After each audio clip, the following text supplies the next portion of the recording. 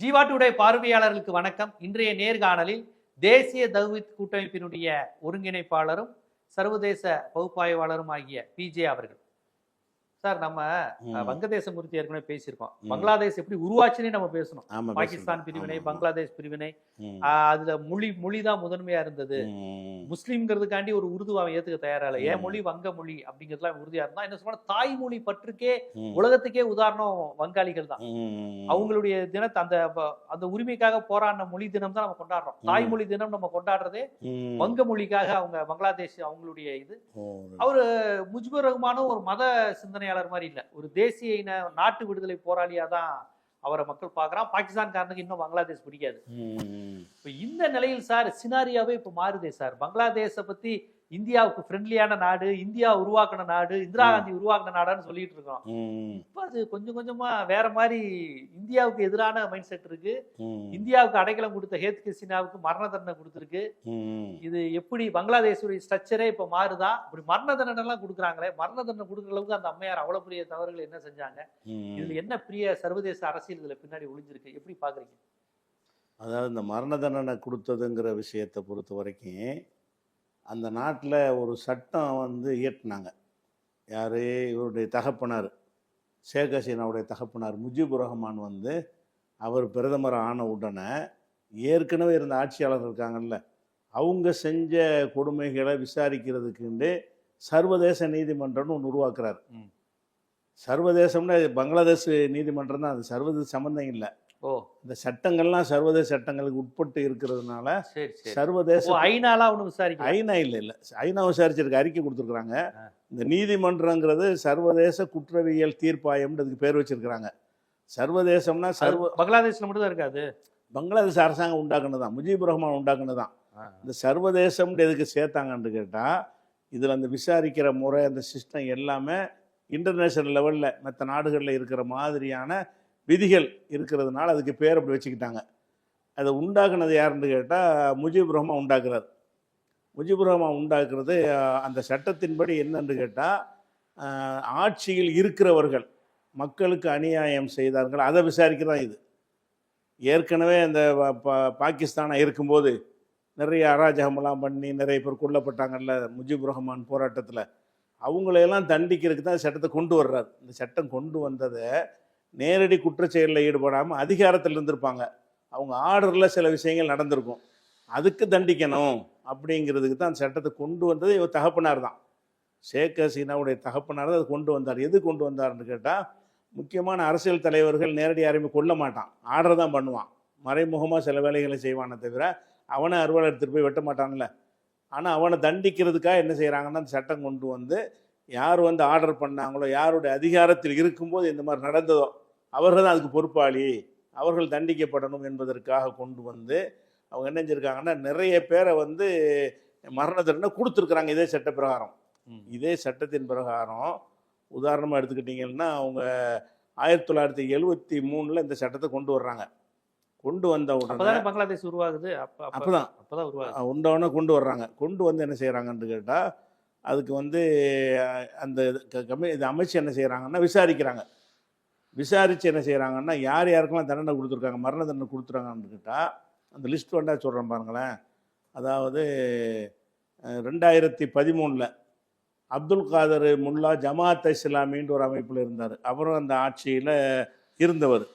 அவர் நிறைய அநியாயம் பண்ணிட்டாருன்னு சொல்லி அவரை தூக்கில் போட்டாங்க. மரண தண்டனை தான். இதே சட்டத்தின்படி ஷேக் ஹசீனாவுக்கு என்ன சட்டம்னா, நேரடியாக குற்றத்தில் ஈடுபட்டிருக்க மாட்டாங்க, அதுக்கு சாதாரண நீதிமன்றங்கள் அந்த தலைமை பொறுப்பில் இருக்கிறவங்களுக்கு தண்டிக்கணும் அப்படிங்கிறது கொண்டு வரும்போது அப்துல் காதர் முல்லாங்கிற 2013 2015 முகமது கமருஸ்ஸமான் அவரும் ஜமாத் இஸ்லாமிங்கிற ஒரு அமைப்பை சேர்ந்தவர், அவரும் இதுக்கு காரணமாக இருந்தார்னு சொல்லி அவருக்கு மரண தண்டனை கொடுத்தாங்க இதே நீதிமன்றம்.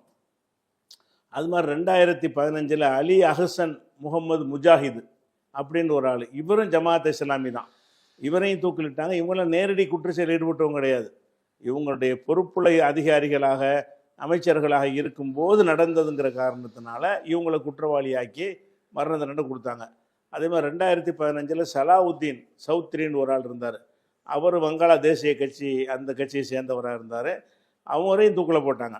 அதே மாதிரி 2016 மாதிஹுர் ரஹ்மான் ஒரு ஆள், அவர் முக்கியமான ஜமாத் இஸ்லாமி லீடராக இருந்தார், அவரை தூக்கில் போட்டாங்க. அதே மாதிரி 2016 மீர் காசிம் அலி, அவருக்கு இதே தண்டனை கொடுத்துருக்குறாங்க. அப்போ இதெல்லாம் என்னன்னு கேட்டால், நேரடி குற்றம் செய்யாதவங்க, அவங்க ஆட்சியில் அது நடந்திருக்குன்னு அவங்க தான் பொறுப்பாளி. ஒரு டிஎஸ்பியாக இருக்காருன்னு வைங்க, அவர் கீழே இருந்து நடந்துச்சுன்னா டிஎஸ்பி தான் பொறுப்பாளி. இப்படிங்கிற மாதிரி பொறுப்பாளிகள்னு ஆக்கி அதுக்கு தண்டனை கொடுக்கறதுக்காகத்தான் இந்த கோர்ட் அமைக்கிறாங்க.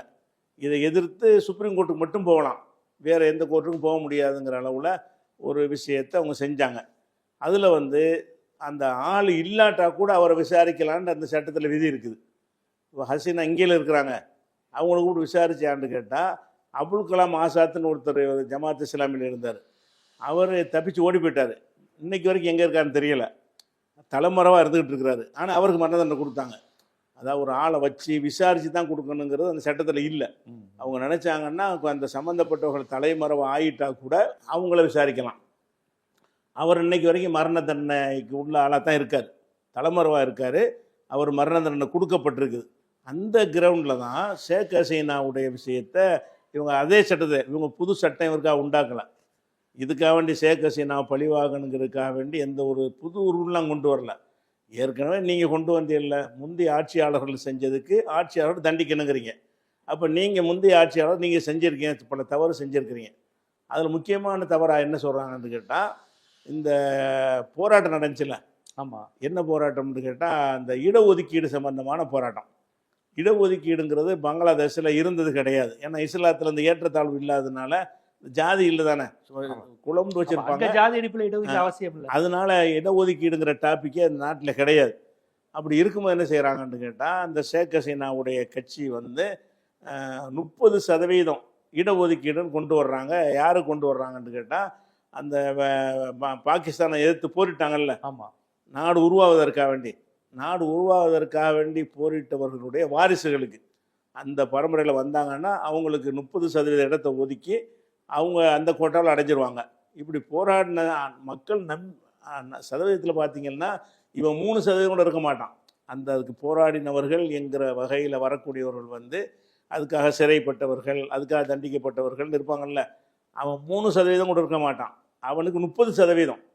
அந்த இடம் அதிகமான இடங்கள் அந்த ஷேக் ஹசீனா கட்சியை சேர்ந்தவங்க தான். அவங்க தானே போராடினவங்க.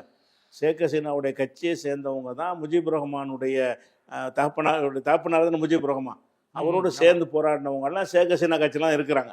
அப்போ அவர்களுக்கு என்ன ஆகுதுன்னு கேட்டால், 30% இடஒதுக்கீடை கொண்டு வந்த உடனே இதுக்கு கடுமையான ஒரு புரட்சி வருது. புரட்சி 2018 கடுமையான புரட்சி. இதே மாதிரி இப்போ வங்காளதேசம் நடக்கிற மாதிரி இப்போ நடக்குதோ இதே மாதிரி அப்போ ஒரு போராட்டம் நடந்துச்சு. அப்போ இந்த ஷேக் ஹசீனா என்ன பண்ணாங்கன்னா, அந்த சட்டத்தை நாங்கள் ரத்து செய்கிறோன்ட்டாங்க. அந்த 30% இடஒதுக்கீடு கொடுத்ததை மாணவர்கள் என்ன செய்கிறாங்கன்னு கேட்டால், மெரிட்டில் மட்டும்தான் கொடுக்கணும், எந்த ஒரு கேட்டகரிலையும் ஒதுக்கீடு கூடாதுங்கிறதுல மாணவர் அமைப்புடைய கோரிக்கை. அவனில் மெரிட் இருந்தால் கொடுக்கட்டும், அவன் அந்த குளத்தில் வந்தவன், அந்த வழிமுறையில் வந்தவங்கிறதுக்கு நாங்கள் ஒத்துக்கிற மாட்டோம், எங்களுடைய உரிமைகள்லாம் பறிக்கப்படுது அப்படிங்கிற அடிப்படையில் எடுத்தாங்க. அது எதிர்ப்பு ரொம்ப கடுமையாக போனவுன்னு அதை ஒன்றும் சமாளிக்க இயலாமல் ஷேக் ஹசீனா என்ன பண்ணுறாருன்னு கேட்டால், அந்த சட்டத்தை ரத்து செஞ்சிடறாரு. 30% இடஒதுக்கீட்டில் ரத்து செஞ்சிடறாரு. ரத்து செஞ்சுட்டு என்ன செய்கிறாருன்னு கேட்டால், கோர்ட்டுக்கு அவங்கள கிளப்பி விட்றாரு. யார்? அந்த போராட்டக்காரங்க இருப்பாங்கல்ல, அவங்களுடைய வாரிசுகளில் சிலரை போட்டு ஹைகோர்ட்டில் வழக்கு போடுறாங்க, பங்களாதேஷ் ஹைகோர்ட்டில். இது எங்களுக்கு அந்த உரிமை இருக்குது, எங்களுக்கு வேணும், இந்த அரசாங்கம் ரத்து செஞ்சது செல்லாதுன்னு. அப்போ இவங்களுடைய தூண்டுதலில் தான் கோர்ட்டு என்ன செய்யுதுன்னா அது தடை செய்யுது. இவர் தடையும் செஞ்சுட்டு தடைக்கு தடை செய்கிற அளவுக்கு நீதிமன்றத்தின் வழியாக ஏற்பாடு செய்கிறார். ஷேக் ஹசீனா என்ன பண்ணுறாருன்னு கேட்டால், தடை செஞ்சுட்டு இனிமேல் கிடையாது, 30 இடஒதுக்கீடு கிடையாது, அதை எதிர்த்து கோர்ட்டில் கேஸ் போடுறது. கோர்ட்டில் கொடுக்குற தீர்ப்பு எது கொடுப்பான்னா ஷேக் ஹசீனா சொன்ன மாதிரி தான் கொடுப்பான். ஆமாம், ஏறக்குறைய நம்ம நாட்டை விட மோசங்க. நீதிமன்றங்கள்லாம் ஆட்சிக்கு பயந்து நடக்கக்கூடிய வகையில் ரொம்ப மோசமாக இருக்கிறது. அப்போ கோர்ட் மூலமாக என்ன செய்கிறாங்கன்னா, இதை ஆர்டர் வாங்குறாங்க, அது 30% மீன் அமலாக்குறாங்க. அமலாக்கிட்டு நான் எதிர்த்துட்டேன், நான் தடை செஞ்சுட்டேன், கோர்ட்டு தான் செஞ்சிருச்சு, கோர்ட்டு செஞ்சுங்க, மக்கள் நம்பலை.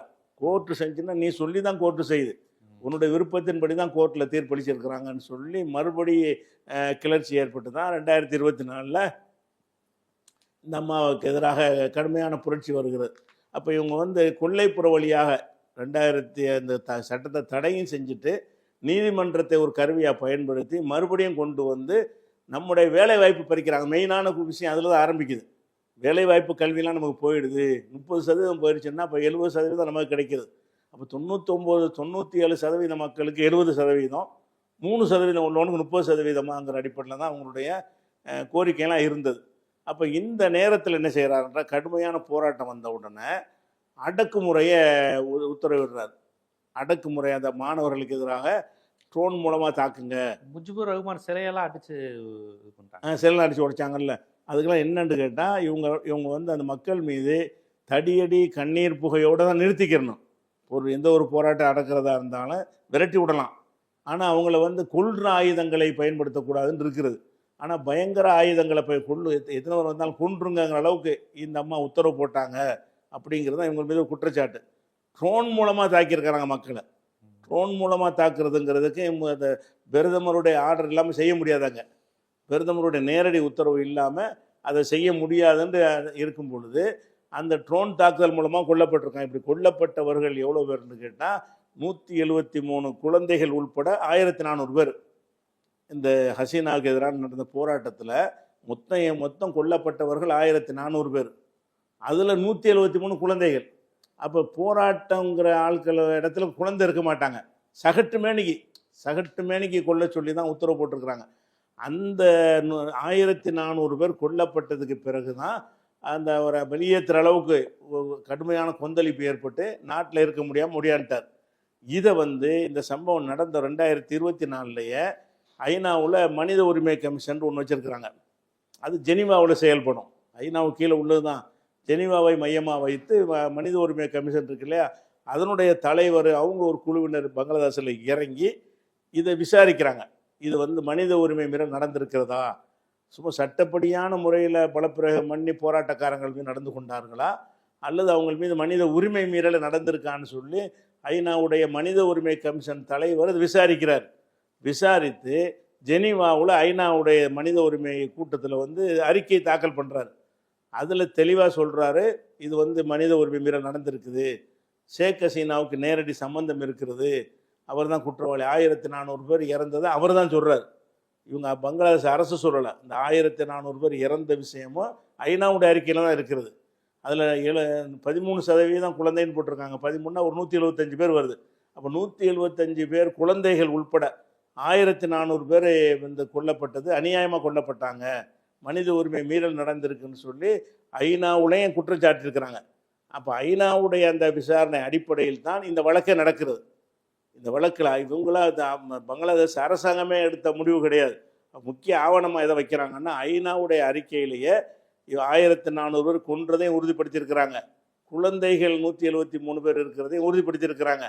அதை வந்து ஹசீனாவுடைய உத்தரவுல தான் நடந்துச்சு. இல்லை, ஆனால் இந்த யூனுஸே வந்து அமெரிக்கா உருவாக்குன ஒரு கைப்பாவை தான். அமெரிக்காவுடைய இதாக வந்து வங்கதேசத்துக்கு எதிராக அவர் செயல்படுத்துறாரு. அதனால அமெரிக்காவினுடைய கைப்பாவை தான் அந்த யூனுஸுங்கிற ஒரு பார்வை இருக்கு. இல்லை, அவர் அப்படி இருக்கலாம். ஒரு வெற்றிடம் வரும்போது அவன் பயன்படுத்துறதுக்கு வாய்ப்பு இருக்காது நமக்கு. அது ரெண்டாவது விஷயம். இப்போ வந்து ஹசீனாவுடைய அந்த தீர்ப்பு விஷயத்துக்கு எடுத்துக்கிட்டீங்கன்னு சொன்னால் அவங்க உண்டாக்குன சட்டம் அது. ஷேக் ஹசீனாவுடைய தகப்பனார் உண்டாக்குன சட்டம். மரண தண்டனையிலேருந்து எல்லாமே இந்த சட்டம், இந்த தண்டிக்கிற சட்டம் அதான். அந்த சட்டத்தில் நிறைய தலைவர்களை வந்து தூக்கில் போட்டாங்க. கடந்த ஆட்சியில் இருந்தார்கள் என்ற காரணத்திற்காக சட்டப்படி தண்டிக்கணும்னு சொல்லி தூக்கில் போட்டாங்கல்ல. அந்த சட்டத்தை நீங்கள் உருவாக்கி நீங்கள் அமுல்படுத்திட்டு வந்த ஒரு நிலையில் அந்த சட்டத்தின்படி தான் அந்த தீர்ப்பு அளிக்கப்பட்டிருக்கு. அதுவும் எதை ஆதாரமாக வச்சு அளிக்கப்படுதுன்னா, ஐநாவுடைய அறிக்கை முக்கியமான ஆவணமாக எடுத்துக்கிறாங்க. ஐநாங்கிறது அவங்களோட நிபுணர்களை வைத்து ஆய்வு செஞ்சு தான் இதை வந்து ஷேக் ஹசீனாவுக்கு சம்பந்தம் இருக்குங்கிறத ஜெனீவாவில் மனித உரிமை கூட்டத்தில் தெளிவு அந்த அறிக்கையாகவே சமர்ப்பித்திருக்கிறாங்க. அப்போ வந்து ஹசீனா செஞ்ச குற்றம் என்னன்னு கேட்டால், இந்த போராட்டக்காரர்களை ஒரு தடியடி நடத்தி ஏதாவது கலைச்சி விட்டு கண்ணீர் போய் கொண்டு அப்படி செய்யாமல் கொல்றங்கிற உத்தரவு போடுற அளவுக்கு இருந்தாங்கங்கிறதுனால அது உறுதியாயிடுச்சு. உறுதியான விஷயம் தான். அப்போ அதுக்கு தான். ஆனால் வந்து எந்த நாட்டிலையும் வந்து தலைவர்களை தண்டிக்க மாட்டாங்க. தூண்டி விட்டவங்கிற வகையில் அப்படி வந்துருமே தவிர தண்டிக்கிறது அந்த நாட்டு சட்டம் வச்சுருக்குறாங்க. இவங்க தான் வச்சுருக்குறாங்க. ஏற்கனவே ஆட்சியில் இருந்து அவன் ஆட்சியில் நடக்குமேனால் அவன் தான் பொறுப்புங்கிற மாதிரி. அதான் அந்த சட்டத்துடைய பிரதானமான ஒரு விஷயம். அதுக்கு தனி கோர்ட்டு. அந்த கோர்ட்டில் தான் இது விசாரிக்கப்படுகிறது. இப்போ வந்து மரண தண்டனை அவங்க கொடுத்துட்டாங்க. கொடுத்ததுக்கு பிறகு என்ன ஆகும்னு கேட்டால், இப்போ வந்து இந்தியாவில் அவங்க இருக்கிறாங்க. ஆமாம். இந்தியாவில் பொறுத்த வரைக்கும் ஏற்கனவே வந்து இந்தியாவுக்கும் பங்களாதேஷுக்கும் அக்ரிமெண்ட் இருக்குது. என்ன அக்ரிமெண்ட் இருக்குன்னா, உங்கள் நாட்டில் ஏதாவது குற்றம் செஞ்சுட்டு எங்கள் நாட்டுக்கு வந்துட்டாங்கன்னா அவங்கள பிடிச்சி நாங்கள் உங்கள்கிட்ட தந்துடுவோம். எங்கள் நாட்டில் குற்றவாளிகள் உங்கள் நாட்டுக்கு வந்தால் நீங்கள் தந்துடணுங்கிற அந்த தீவிரவாதத்துக்கு எதிரான நடவடிக்கைங்கிற பேரில் பல நாடுகளோட இந்திய அரசாங்கம் இந்த ஒப்பந்தம் பண்ணியிருக்கிறாங்க. என்னடா இவங்க இங்கே குண்டை வச்சு நாங்கள் போயிட்டான்னு வைங்க, அவனை பிடிக்க முடியாதுல்ல. அப்போ அவனோட ஒரு அக்ரிமெண்ட் போட்டிருந்தோம்னு சொன்னால் ரெண்டு பேரும் ஒரே மாதிரியா, நீ குற்றவாளின்னு சொல்கிறால நான் பிடிச்சி தந்துடணும், நான் குற்றவாளின்னு சொல்கிறாள் ஓ நாட்டில் தான் நீ பிடிச்சி தந்துடணும். அப்படிங்கிற வகையில் இந்தியாவுக்கும் பங்களாதேஷுக்கும் பல நாடுகளோடும் இந்தியாவுக்கு உறவு இருக்குது. இப்போ ஒப்பந்தம் இருக்குது. ஆனால் அந்த ஒப்பந்தத்தில் என்ன இருந்துச்சுன்னு சொன்னால், அரசியல் காரணத்திற்காக அளிக்கிற தஞ்சத்தை இது கட்டுப்படுத்தாது. இந்த ஒப்பந்தத்திலேயே குண்டு வச்சுட்டு பொருளாதார மோசடி செஞ்சுட்டு அப்படி இந்தியாவிலேருந்து ஒருத்தன் பங்களாதேஷுக்கு போனால் பங்களாதேஷ் இங்கே திருப்பி நம்மள்ட்ட தந்துடுவாங்க நமக்கு கோரிக்கை வச்சோன்னா. அதே மாதிரி பங்களாதேஷ்லேருந்து யாராவது இங்கே அங்கே மோசடி பண்ணிவிட்டு ஒரு கொலை பண்ணிட்டு இந்தியாவுக்கு வந்துட்டான்னு வைங்க, அவனை பிடிச்சிட்டாங்கன்னா அவங்க ஒப்படைச்சிருவாங்க. அந்த ஒப்படைச்சு அந்த நாட்டு சட்டப்படி தண்டிக்கப்படுவாங்க. இந்த ஒப்பந்தத்தில் வந்து அந்த விதிவிலக்கை எதை வச்சுருந்தாங்கன்னு கேட்டால், அந்த அரசியல் தஞ்சம் இருக்குல்ல, அரசியலுக்காக தஞ்சம் கொடுத்து குற்றவாளிகளை நம்ம கருத முடியாது, ஷேக் ஹசீனாங்கிற அந்த நாட்டில் இருக்க முடியாதுன்னு அரசியல் தஞ்சம் கேட்டு வர்றாரு இந்தியாவுக்கு. இந்திய அரசாங்கம் அரசியல் தஞ்சம் கொடுத்துருக்குது. அப்படிங்கிற வகையில் அவங்கள வந்த உடனே முந்தையே கேட்டாங்க பங்களாதேஷ்லேருந்து, அவரை எங்கள் நாட்டுக்கு நீங்கள் திருப்பி அனுப்பிடணும் அப்படின்னு இந்தியாவில் கேட்கும்போது, இல்லை ஒப்பந்தத்தில் வந்து அரசியல் அந்த கைதிகளாக வரக்கூடியவங்களுக்கு இல்லை அப்படின்ற பதிலை சொன்னாங்க. இப்போ சொல்ல முடியாது. இப்போ வந்து அவங்க அரசியல் கைதி கிடையாது, அரசியல் தஞ்சம் இல்லை. இது இப்போ முறையாக குற்றவாளி நீதிமன்றத்தை, ஒரு நாட்டு நீதிமன்றத்தால் மரண தண்டனை விதிக்கப்பட்டும் போது இது அரசியலில் வராது. எங்கள் நாட்டில் வந்து 1400 ரூபா கொள்றதுங்கிற அரசியல் கிடையாது. அது அவங்க தான் செஞ்சாங்க நிரூபிக்கப்பட்டிருக்கிறது. அதனால அவங்கள ஒப்படைக்கணும்னு இப்போ கேட்டிருக்கிறாங்க இந்தியாவில். இந்தியா வந்து அதை இந்திய பங்களாதேஷ நல்லுறவை நாங்கள் மதிக்கிறோம், நாங்கள் அவசரப்பட மாட்டோம்னா அது பதில் இப்படி தான் கொடுக்குறாங்க. தருவோம்னு சொல்லாமல், தரமாட்டோம்னு சொல்லாமல், அது நல்லுறவை மதிக்கிறோம், நாங்கள் அவசரமாக முடிவெடுக்க மாட்டோம்னா என்ன அர்த்தம்னு கேட்டால் தரமாட்டோம்னு அர்த்தம். தரமாட்டோம்னு சொன்னால் ஒப்பந்தத்துக்கு எதிராக போயிடும். அப்படி சொல்லாமல் நாங்கள் நிதானத்தை கடைப்பிடிப்போம் அப்படின்னா தர முடியாதுன்னு அர்த்தம். இப்படி ஒரு முடிவு அவங்க எடுத்தாங்கன்னு சொன்னால் இவர் மரணத்தினால தப்பிச்சிருவார். இவங்க உப்படைச்சாரும் தண்டிக்க முடியும். இந்திய அரசாங்கம் வந்து அங்கே அந்த நாட்டுக்கு போனால் தானே தண்டிக்க முடியும். அந்த நாட்டில் இவரை கைதியாக பிடிச்சி கொடுக்கணும்ல, கொடுக்கறதுக்கு இவங்க இந்தியா வந்து கொடுக்க மாட்டோம்னு சொல்லலை. சொன்னாங்கன்னா அந்த ஒப்பந்தத்துடைய விதிக்கு மாற்றம். அந்த ஒப்பந்த வாசகத்தை எழுதி தான் இருக்கிறாங்க, அவங்க கடிதம் எழுதியிருக்கிறாங்க. ஒப்பந்தத்தை போட்டு நமக்கு உங்களுக்கு ஒரு ஒப்பந்தம் இருக்கிறது, ஒப்பந்தத்தில் என்ன ஷரத்து இருக்கிறது, அந்த ஷரத்து பிரகாரம் நீங்கள் ஷேக் ஹசீனாவை எங்கள்கிட்ட ஒப்படைச்சிடணும் அப்படின்னு சொல்லி கேட்கும் பொழுது இவங்க அதை மறுக்க இல்லை இந்தியாவுக்கு. அதே நேரத்தில் ஷேக் ஹசீனா வந்து இந்தியாவுக்கு நெருங்கிய ஒரு உறவுல இருந்தவர், ஆட்சியில் இருந்த வரைக்கும் நெருங்கிய உறவுல இருந்தார். அப்படிங்கிறதுனால அவரை கொடுக்கவும் மனசு வர மாட்டேங்குது. ஆனால் சட்டப்படி கொடுக்காம இருக்க முடியல. இல்லை, இப்போ இந்தியா வந்து கொடுக்க முடியாதுன்னு சொன்னால் என்ன நடக்கும்? கொடுக்க முடியாதுன்னு என்ன நடக்கும்னு கேட்டால், இங்கே குண்டு வச்சுட்டு பங்களாதேஷ் போனால் அவன் தரமாட்டான். நீ எதுக்கு அந்த ஒப்பந்தம் போட்டிய? நம்ம நாட்டில் குற்றம் செய்கிறவன் வந்து அந்த நாட்டில் ஒழிஞ்சுக்கிட்டான்னு சொன்னால் நம்ம அதை பிடிச்சி தந்துடணும், அப்போ தீவிரவாதம் குறையும்ங்கிறது தானே சொன்னீங்க. பயங்கரவாதம், குற்றம், பொருளாதார மோசடி, இதெல்லாம் குண்டு வச்சவெல்லாம் வாரா பங்களாதேஷ் போயிடுவான், ஒரு பிரச்சனை இல்லை, பங்களாதேஷுக்கு போயிடுவான், மோடிக்கு எதிராக தான் இருக்கான் அப்படின்னு போயிடுவான். ஆமாம், ஒன்றுமே செய்ய முடியாது. அவங்க அதெல்லாம் அதுக்காக தான் இந்த சட்டத்தை கொண்டு வந்தாங்க. குறிப்பாக வந்து முஸ்லீம் நாடுகள்லாம் இந்த அக்ரிமெண்ட்லாம் போட்டாங்க. எதுக்காக போட்டாங்கன்னு கேட்டால், இந்த முஸ்லீம் தான் கொண்டு வைப்பான், அவன் அங்கே போயிடுவான், அவனுக்கு அவனை பிடிக்கணுமாக இருந்தால் நம்ம ஒரு அக்ரிமெண்ட் வேணும்ட்டாங்கல்ல. இவங்க தேசத்துடைய வெளியுறவு கொள்கை அடிப்படையில் இந்த அக்ரிமெண்ட் பண்ணுறாங்க. வெளியுறவு கொள்கை பிரகாரம் நம்ம இப்படி ஒன்று இருந்தால் தான் நம்ம நாட்டில் குற்றம் செஞ்சுட்டு அண்டை நாட்டில் போய் அவன் தஞ்சம் போகக்கூடாது, அது அவனுக்கு பாதுகாப்பற்ற நிலையை உண்டாக்கணும்னு செஞ்சாங்கல்ல. அதை அவன் செய்ய மாட்டான். அவ்வளோ வேற ஒன்றும் செய்ய முடியாது, பங்களாதேஷ் ஒன்றும் செய்ய முடியாது.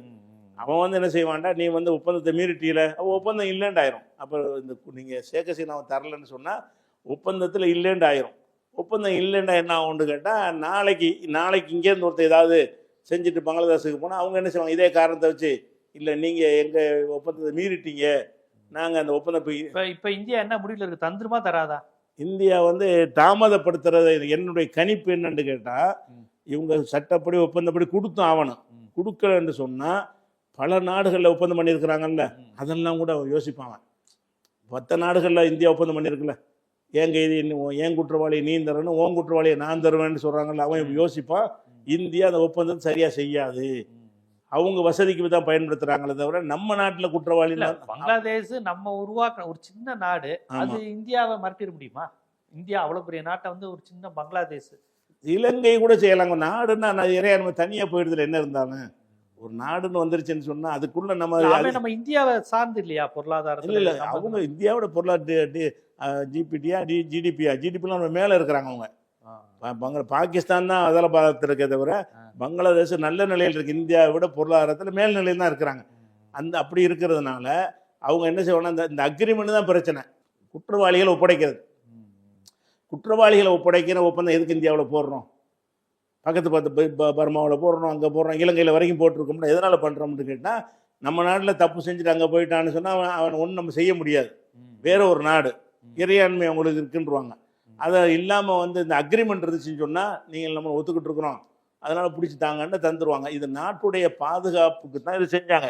இப்போ நாட்டுடைய பாதுகாப்பை விட ஒரு ஒரு நபருடைய பாதுகாப்புக்கு முக்கியத்துவம் கொடுத்தாங்கன்னு சொன்னால் வேற நாட்டில் இந்தியா இது மாதிரி பண்ணியிருக்காங்கல்ல, அவன்லாம் என்ன செய்வான், ரத்து பண்ணிடுவான். இந்தியா ஒப்படைக்குது, அவங்க இந்தியாவிலேருந்து வேற நாடுகளுக்கு ஆதரவு தருவாங்களா? கிடையாது, இந்தியாவை தவிர வேற எந்த நாடும் ஆதரவு தர மாட்டான். இல்லை வாய்ப்பு இருக்கா?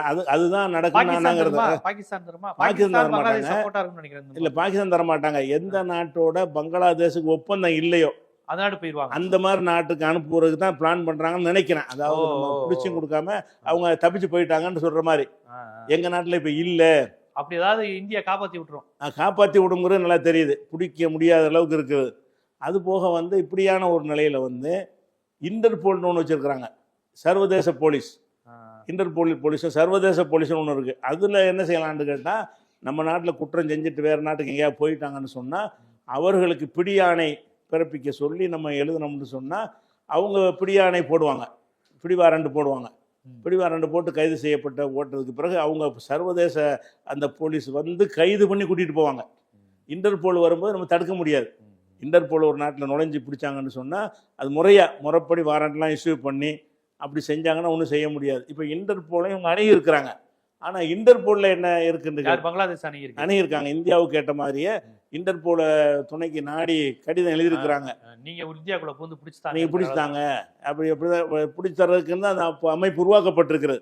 அதை எல்லா நாடுகளும் அதை ஏற்றுக்கிட்டு இருக்கிறாங்க. இன்டர்போலுக்கு வந்து அந்த அதிகாரம் இருக்குதுங்கிறத அனைத்து நாடுகளும் நம்ம ஏற்றுக்கொண்டிருக்கோம். நமக்கு ஒரு தேவைப்பட்ட நாளைக்கு அவன் அணுக வேண்டியிருக்கும்ல. நமக்கு இந்தியாவுக்கு ஒரு பிரச்சனை வந்துச்சுன்னா இன்டர்போல் இந்தியாவுக்கு வர வாய்ப்பு இருக்கு. இந்தியா எங்க வேணாலும் வரலாம். நேரம் வந்து மோடி தடுத்தாலுமே வந்து பிடிச்சி ஆமா தடுக்க மாட்டாங்க. அப்போ அவனுக்கு அந்த ரைட் இருக்கிறது. இப்போ சிபிஐ வந்து தமிழ்நாட்டுக்குள்ள வந்து தடுக்கல் நமக்கு அப்படி அந்த மாதிரியான ஒரு அடிப்படையில் அந்த அதிகாரம் அவங்களுக்கு இருக்கிறது.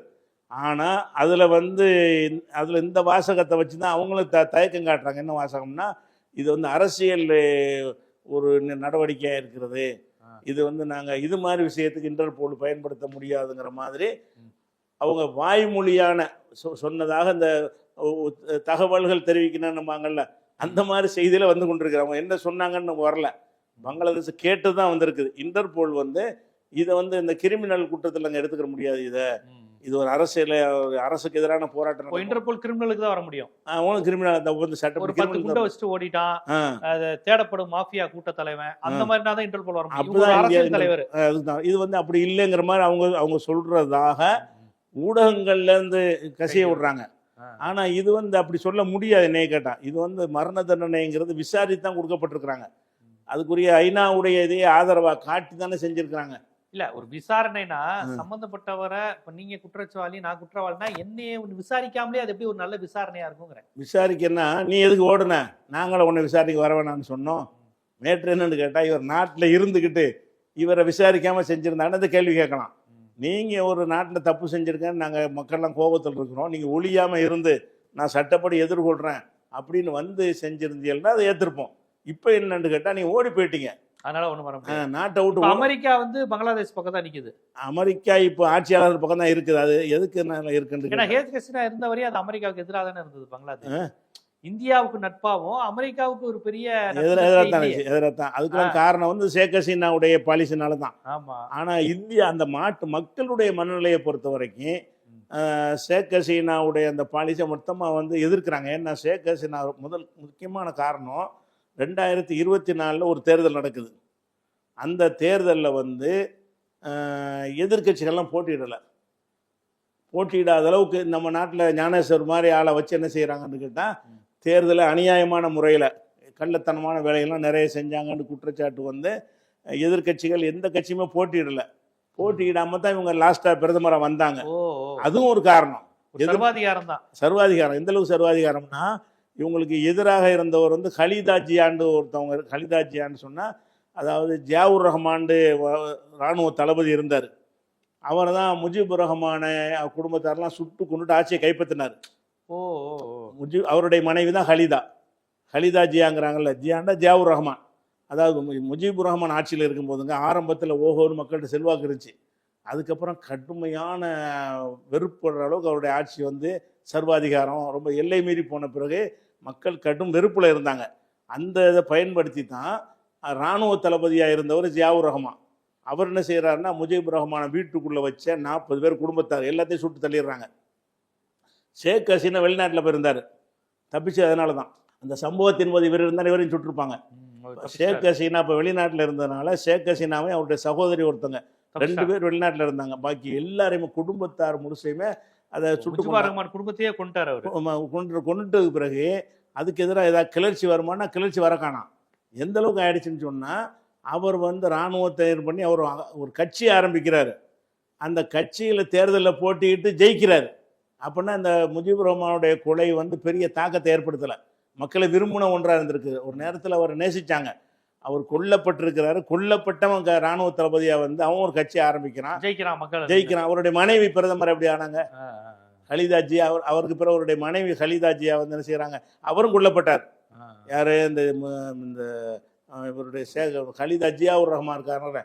அந்த ஜியாவுர் ரஹ்மான் ஆட்சியில் இருக்கும் பொழுது அவரை வந்து அடுத்து வந்த தளபதி இர்ஷாதுங்கிற தளபதி, பங்களாதேஷ் தளபதியாக இருந்தார். அவரை முடிச்சு விட்டு அவர் ஆட்சிக்கு வர்றாரு. இர்ஷாது கையில் ஆட்சி வருது. அதுக்கு பிறகு தான் இவங்க கட்சி ஆரம்பிக்கிறாங்க. யார்? கலிதா. அந்த ஜியாவுர் ரஹ்மான் பேரில் ஆரம்பிக்கும் பொழுது ஆரம்பித்து மக்கள்கிட்ட அனுதாபம் பெற்று ஆட்சிக்கே வந்துடுறாங்க. அப்போ அந்த மாதிரி இருக்கிறதுனால இவங்களுக்கு அவங்க ஆட்சி போய் தான் திருப்பி இவங்க வருது. இவங்க வந்து என்ன செய்கிறாங்கன்னா 3 தடவை தொடர்ச்சியாக பிரதமராக இருக்கிறாங்க. ஷேக் ஹசீனா இருக்கும் பொழுது இந்த கலிதா ஜியா உள்பட எல்லா தலைவர்களையுமே வீட்டு சிறையில் வச்சுருக்கிறாங்க. 17 வருஷமாக கலிதா வந்து சிறையில் இருக்கிறாங்க. இந்த நிமிஷம் வரைக்கும், இந்த புரட்சி வந்து இந்த அம்மா விரட்டி விடுற வரைக்கும் இவருடைய எதிர்கட்சியாக இருந்த கலிதா ஜியா வந்து வீட்டு சிறையில் தான் இருக்கிறார். சிறையில் தான் வச்சுருந்தாங்க.